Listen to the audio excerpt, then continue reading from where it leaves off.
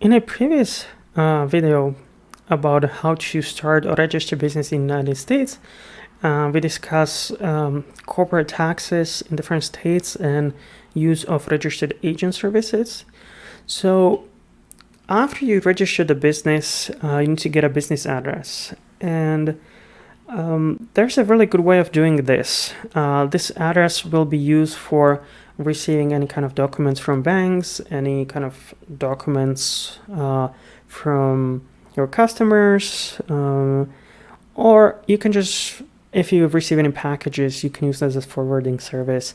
So what I really recommend is, as I explained before, you cannot use the registered agent address as your business address. You really have to have your own.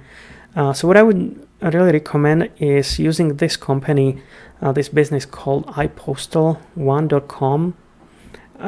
It's basically a network of mailboxes or mailing services all across the United States.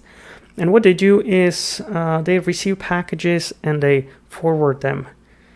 So you can use them as a business address, one of their locations, and they would be receiving all your mail, and then it would just let you know, and then you can decide whether you just would like to discard it, or if you actually want to forward that package somewhere else. You can choose from many locations. So let's just have a look at here. For example, I have a business in the state of New York. So let's just have a look at New York. And you can, let's just say in Albany. And you can choose different packages.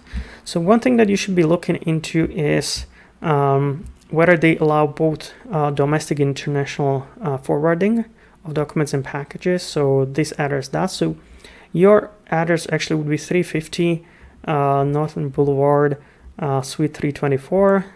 This would be your business address, and it's actually not considered as a PO box. So some businesses, when you will be doing business in the United States, they refuse to ship to PO box. So if you use this type of service, it would not be considered PO box. So there will be no problem receiving the packaging there. So if you look at the details, they do, here are their fees.